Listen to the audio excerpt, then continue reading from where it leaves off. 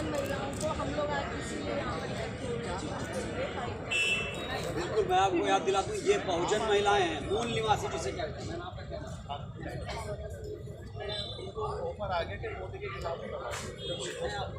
हम कहाँ से सुरक्षित हैं? कैसे बताएं जब हमारी बहन को महिला बताएगी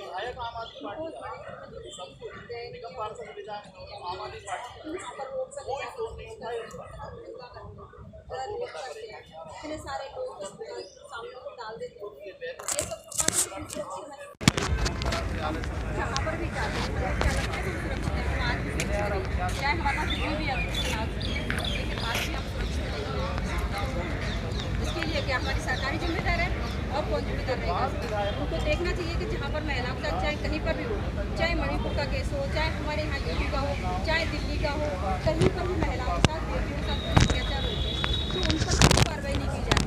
तुरंत अगर उनके उठाए गए आवाज़ तो क्यों बंद नहीं होगा? जल्दी बंद हो जाएगा। प्रस्ताव दिया है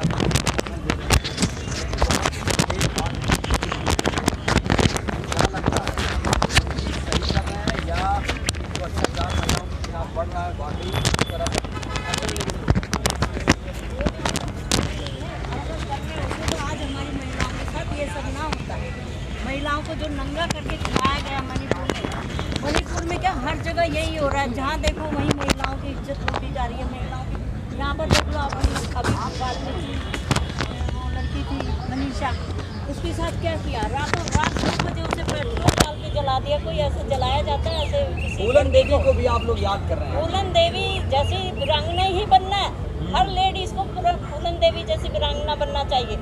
जो उन्होंने किया वो सराहनीय है। हम आपको नहीं लगता कि फूलन देवी जी को जो सम्मान मिलना चाहिए था किताबों में नहीं मिला, सामाजिक रूप से उनको उतना सशक्त नहीं किया गया, उनको सिलेबस में रखना चाहिए था, जिससे जो लड़कियां हैं उनसे कम से कम प्रेरणा लें? बिल्कुल बिल्कुल रखना चाहिए। हमें पता चलना चाहिए कि हमारी जो महिलाएं हैं, हमारी जो वीरांगनाएं महिलाएं हैं, जो हमारे को कितना, जिसमें हमारी सावित्रीबाई फूले हो गई, फूलन देवी हो गई और माता वो रमाबाई हो गई, ये इन महिलाओं का हमारा हर एक सब्जेक्ट हर एक उसमें होना चाहिए। हमें पता चलना चाहिए कि हमारी महिलाएं क्या कर रही थी और हम अब हम क्या करना चाहते हैं। उसके साथ हमें आंदोलन करना चाहिए और अपने अधिकार बिल्कुल लेना चाहिए। आज की सरकार हमारे अधिकार नहीं दे रही, वो खा रही है अधिकार बिल्कुल। महिलाओं को मतलब क्या समझ रही है पता नहीं। वो एक तरफ मोदी बोलता बेटी बचाओ बेटी पढ़ाओ, लेकिन ये ऐसा कुछ हो नहीं रहा और बल्कि उल्टा हो रहा है उसका। मोदी जो बोलता है उसका उल्टा होता है। तो कब होगा ये? कब हमें अपने अधिकार मिलेंगे? 2047 तक मोदी जी रहेंगे, बीजेपी रहेगी? कैसे रहेगी? वो ईवीएम मशीनें के घोटाले से आ सकती है, जनता उसे वोट नहीं डाल रही। कोई किसी भी को कहीं पर भी आप पूछिए, कहीं वोट नहीं डालेगा बीजेपी को, लेकिन वो ईवीएम मशीन के घोटाले से आएगी तो आती रहे, लेकिन हम वोट नहीं दे रहे बीजेपी को, बिल्कुल नहीं देंगे। आप बताइए क्या नाम है आपका? आज फूलन देवी जी को, ज्योतिबा फूले जी को, सावित्रीबाई फूले जी को आप लोग याद कर रहे हैं। हाँ, पहले तो मैं सबसे पहले फूलन देवी जी को शत नमन करती हूँ। और हमारे समाज में ऐसी महिला हुई जिसने कि ये दिखा दिया कि बदला कैसे लिया जाता है। एक अशिक्षित होते हुए भी उसने अपना बदला, कौन है मेरा ना, चाहे जैसे भी किया उसने, लेकिन उसने अपना बदला लिया। आज हमारी समाज की जो छोटी छोटी बच्चियां हैं, जो ये जानती भी नहीं है कि क्या बलात्कार होता है, उन बच्चों के साथ इतने बुरे हालात हो रहे हैं। मणिपुर का भी हम देख रहे हैं कि उनको नंगा करके घुमाया, जो कुछ किया सबके सामने, उसके तो वायरल हो गया। जो आप लोग कहते हैं बीजेपी के नेता इस पर अपना अलग ही राय रखते हैं, चाहे स्मृति ईरानी हो, निर्मला सीतारमण हो, तमाम जो महिला नेता। अब वो इसलिए रखेंगे, अगर उनकी बेटियों के साथ यही हालात हो जाए तो उनको तब पता चलेगा। जब उनकी बेटियां सुरक्षित हैं, इसलिए वो क्यों हमारी सुन लेंगी? हमारी जो गरीब बेटियां हैं, छत्तीसगढ़ में देख लीजिए आप, मध्य प्रदेश में 2 लड़कियां जो एक पिछले हफ्ते उसको सामूहिक यौन शोषण करके उसको रेप करके मार दिया गया है, और एक परसों 13 साल की लड़की को मार दिया गया है, वो भी आदिवासी थी। आप ये बताइएगा कि आदिवासी लड़कियों का जहाँ इतना अत्याचार हो रहा है, एक मणिपुर की नहीं है, आप कहीं पे भी देख लीजिए, छत्तीसगढ़ और गुजरात में भी देख लीजिए, आदिवासी लड़कियों को वहाँ पे भी बहुत बुरी हालत है, उनको नंगा करके भी घुमाया जा रहा है, उनकी हत्या भी की जा रही है। ठीक, तो आप साफ तौर पर ये समझ रहे हैं, रिएक्शन जो आ रहे हैं बहुत ही भयावह हैं, महिलाएं असुरक्षित महसूस कर रही हैं। आपका क्या नाम है? देश कुमारी पीठा। ठीक है मैम, आपकी क्या राय है पूनम देवी जी को लेकर, और क्या देश अब सुरक्षित हाथों में पहुंच गया है? अगर हम सशक्त नहीं हैं तो हमारी सुरक्षा कहीं भी नहीं। पूनम देवी प्रतीक है इस बात का कि यदि हम खड़े होकर अपने अपमान का बदला ले सकते हैं तो हर नारी के अंदर पूनम देवी बसती है। अपमान होने पर एक महिला क्या कर सकती है, इस सिद्धांत की स्थापना पूनम देवी ने की। महिला किसी भी तरह कमज़ोर नहीं है, जब तक वो चुप है, असहाय है, आप गलत फहमी में जी रहे हो। महिलाएं जब रोड पे उतरेंगी, और हैरानी तो इस बात की है कि जो महिलाएं बैठी है सत्ता के अंदर पद ली, उन्होंने रिजाइन तक नहीं किया इस घटना से। उनकी आलोचना करते हुए रिजाइन करना चाहिए। सत्ता में बैठे हुए सभी अधिकारी जो लेडीज़ हैं, महिलाएं हैं, और स्लोगन के साथ कहती हैं कि हम सत्ता में बने रहना चाहते हैं, तो किसके लिए बनी रहना चाहती है वो सत्ता में? जब वो महिला की सुरक्षा सुनिश्चित करने के लिए कोई भी स्टेप नहीं ले रही है, रोड पे नहीं आ रही है, रिजाइन नहीं कर रही है, तो कौन सी महिलाओं के लिए ये महिलाएं काम कर रही हैं? ये प्रश्न उन्होंने छोड़ा है। मैम आप बताइए, क्या नाम है आपका? बताइए आपकी क्या राय है? पूनम देवी जी को आजकल याद किया जा रहा है, और तमाम जो बहुजन महापुरुष हैं उनको याद किया जा रहा है। भारत की महिलाएं हैं बदहाल, पूनम जैसे मणिपुर में नग्न घुमाई और तीचा, क्या मतलब? फ्रेम है sir, frame continue. Poonam Devi एक महान औरत है। अगर पूनम देवी जैसी हर औरत अगर बन जाए तो ये अत्याचार खत्म हो। क्या आप लोग देर से जागे, बहुत पहले इसको लेकर और प्रचार प्रसार होना चाहिए था? सरकारों की भी गलती है, पूनम देवी को पूनम देवी जी को याद नहीं किया गया। सरकार की तो पूरी गलती है। सरकार अगर सुधर जाए तो ये अत्याचार ना हो। हम औरतें घर बसाते हैं और हम औरतों के साथ इतना अत्याचार होता है, ये क्यों? तो हर औरत को पूनम देवी बनना चाहिए। सोचिए, पूनम देवी वही वीरांगना हैं जो संसद थी, और उनके संसद से लौट रही थी, और उनके घर के दरवाजे के पास ही कुछ लोगों ने, गुंडे बदमाशों ने उन्हें गोली से छलनी कर दिया था।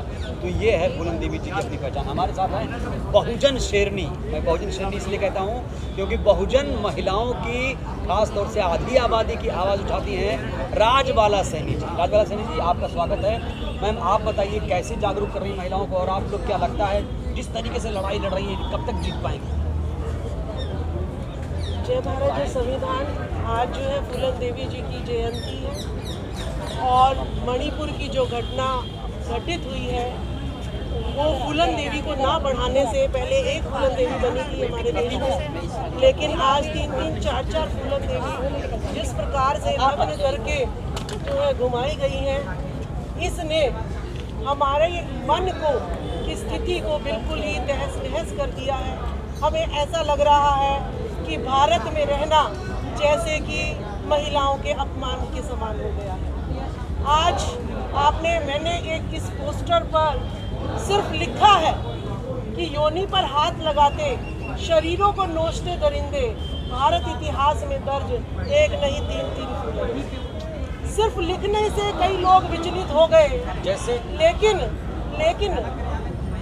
अगर जिनके साथ ये घटना हजारों लोगों के बीच में हुई है, उसके मन पे क्या बीती होगी। अमित शाह जी संसद भवन में कह रहे हैं कि राजनीति करने की जरूरत नहीं है। मणिपुर के मामले में हमने 8-9 लोगों को गिरफ्तार कर लिया है। मैं अमित शाह जी को कहना चाहूंगी, आपको मैं निवस्त्र करके नंगा घुमाऊंगी और फिर मैं खुद पुलिस को अपना अरेस्ट दूंगी। लेकिन एक बारी मैं आपको नंगा करना चाहती हूँ, तब आपको पता चलेगा कि सिर्फ गिरफ्तारी से आपकी मनोस्थिति जो है विचलित हुई है, वो जो है पूरी नहीं कर पाओगे आप। जो आपको नग्न पूरा भारत देखेगा, उस तस्वीर को इनकी आंखों से नहीं निकाल पाओगे, चाहे आप मेरी गिरफ्तारी करवा दो। ये तो आप क्रांतिकारी पूनम देवी जी आ गई आपके लिए। मेरा मन रोने को करता है कि कैसे दुष्ट राजाओं के अंदर हम जो है काम कर रहे हैं। जितने MP MLA हैं, जितने प्रधानमंत्री बने हैं, क्या इसीलिए बनाए थे कि एक पूनम नहीं 3-3, 4-4 पूनम देवी बना के दोगे आप हमें? क्या हमने आपको MP MLA बाबा साहब भीमराव अंबेडकर ने, ज्योतिबा फूले, सावित्रीबाई फूले, शाहू जी महाराज परिवार ने इसीलिए आपको अधिकार दिए थे कि आप मदिरा में और जो है औरतों में अय्याशी करते फिरो और आपकी महिलाओं को आम जनता जो है नंगा नचाती रहे। क्या हमने इसीलिए आपको जो है ये अधिकार दिलाए थे? राजबाला जी, एक चीज़ और मैं यहाँ नोट कर दूँ कि बहुजन समाज, दलित समाज जो है, खासतौर से SC ST OBC माइनॉरिटीज़, यही प्रधानमंत्री बनाता है, लेकिन इनके समाज का प्रधानमंत्री अभी तक 75 वर्ष हो गए, कोई दलित समाज का प्रधानमंत्री अभी तक नहीं बना। ये भी सोचने वाली बात है। देखिए, मनुवाद इस देश पर हावी है और स्वार्थवाद, हमारे नेताओं का स्वार्थवाद और ऊपर वालों का मनुवाद, इन दोनों सिस्टम ने हमें जो है आज नंगा नचाने पर, नग्न घुमाने पर मजबूर कर दिया है। परवेश शुक्ला हमारे मुंह पर मूत सकता है और हमारी मनीषा वाल्मीकि को कहते हैं आप हिंदू हैं, लेकिन हिंदू धर्म नहीं कहता कि रात को जो है किसी को जलाया जाना चाहिए। मनीषा वाल्मीकि को आधी रात जलाया, उसको भी न्याय नहीं मिला। निर्भया कांड से पूरा भारत दहल गया था। हमें लगा कि अब भारत में कोई बलात्कार नहीं होगा, लेकिन इस भारत का दुर्भाग्य, ये भारत की भूमि, ये भारत की संपदा रोती होगी कि यहाँ पर बलात्कार ही नहीं, अब तो नग्न घुमाकर बलात्कार किए जाते हैं। और सरेआम हजारों लोगों ने देखा किस तरीके से आदमी उन लड़कियों की योनियों पर हाथ लगाते, उनके स्तनों को दबोचते हुए आए थे। तुम लोग निर्लज हो, तुम जो है मर्द नहीं हो। मर्द वीर वीरांगना जो फूलन देवी थी, जिन्होंने अपने हाथों की चूड़ियां निकाल कर और जो है बंदूक अपने कंधे पर रख ली थी। मैं कहती हूँ अपने SC ST OBC minority Bahujan Samaj के मर्दों से कि अगर आप लोगों ने 2024 तक मनुवाद, स्वर्णवाद, RSS को खत्म नहीं किया तो ये महिला शेरनी, ये भीम शेरनी, ये सावित्रीबाई फूले शेरनी, ये झलकारी बाई शेरनी, ये जो है आदमियों को घर में बिठा देंगी, आदमियों को कहेंगी चूल्हा चौका संभालो। क्योंकि आज हमने देख लिया मणिपुर में कि एक पुलिस वाला अपना देश बचा सकता लेकिन अपनी पत्नी को नहीं बचा सकता। उसकी पत्नी निवस्त्र घुमाई जाती है। कल को ये मेरे साथ भी हो सकता है, कल को इनके साथ भी हो सकता है। अरे मैं कहने वाली हूँ कि अरे हम महिलाएं, ना तो युवाओं के पास तो रोजगार नहीं है, लेकिन यहाँ पे महिलाओं के पास भी रोजगार नहीं है। हम जो है किस तरीके से घर चला रही है, किस तरीके से सामाजिक संगठन, राजनीतिक संगठन चला रही है। बचा लो भारत की महिलाओं को, रेप से बचा लो, वेश्यावृत्ति से बचा लो, किडनैपिंग से बचा लो, नंगे नाच से बचा लो मेरे बहुजन समाज के आदमियों। हमने चूड़ियां पहन रखी थी, तुमने चूड़ियां नहीं पहन रखी थी, तो फिर कहाँ गई वो मर्दानगी? मैं एक एक को ललकारती हूँ, ये बहुजन शेरनियां सबको ललकारती हैं। तुम MP बने थे, तुम MLA बने थे, तुम जो है धर्म सत्ता में जाते थे, तुम राज्य सत्ता में जाते थे। आज हर चौराहे पे हमें नग्न क्यों किया जा रहा है? ये हिसाब मैं आपसे मांगती हूँ। और ये जितने भी MP MLA पार्लियामेंट में बैठे हैं, जितनी भी महिलाएं पार्लियामेंट में बैठी हैं, वो अगर मणिपुर केस के मामले में अगर इस्तीफा नहीं देती है तो यानी वो महिला कहलाने के लायक। अरे फ्लाइंग किस पर बहस हो रही संसद में? देखिए, मैंने आपको पहले ही कहा कि कुछ महिलाएं ऐसी हैं जो अपने स्वार्थ के लिए जीती हैं, जो फिल्मों में काम कर चुकी हैं, जो कपड़े उतारने तक तैयार रहती हैं। उन्हें जो है कोई फर्क नहीं पड़ता महिलाओं के कपड़े उतारे, वो तो कपड़े उतार कर पैसा कमा रही है। लेकिन हमारी मान मर्यादा, हम इन चरित्र वालों ऐसे लोग नहीं हैं। लेकिन हमें क्यों नग्न? वो नग्न दिखती है तो पैसे कमाती है, लेकिन हम नग्न दिख के पैसा नहीं कमाना चाहती। हमारा चरित्र ही हरण जब हो जाता है तो हम सोचते हैं कि हम मर गए हैं। हमारे भारत की संस्कृति मर गई है, हमारी श्रवण शक्ति संस्कृति मर गई है। ना मैं निर्मला सीतारमण को कुछ मानती, ना मैं स्मृति ईरानी को कुछ मानती। और जितनी बहुजन समाज की महिलाएं हैं, अगर वो एक हो जाएं, और मैं कहती हूँ ये प्रधानमंत्री मोदी, योगी मान जाओ, अगर तुमने हिंदू मुसलमान करना है, पार्लियामेंट में मुसलमान भी बैठे हैं और हिंदू भी बैठे हैं। हमारे घर मत चलवाओ, हमारे लोगों को, भाई बिरादरियों को मत मरवाओ। अगर हिंदू मुसलमान करना है तो संसद के बाहर जाके एक दूसरे को मार डालो। हमें मत लड़वाओ आप, हमें लड़वाते हो और राज सत्ता में बैठ जाते हो और अपने रिश्तेदारों की शादियां उनसे करवा देते हो। तो ये पाखंडवाद, ये अंधविश्वास इस देश से हटाना पड़ेगा और नया संविधान अगर आपने लागू करा तो हम आपकी ऐसी तैसी कर देंगे।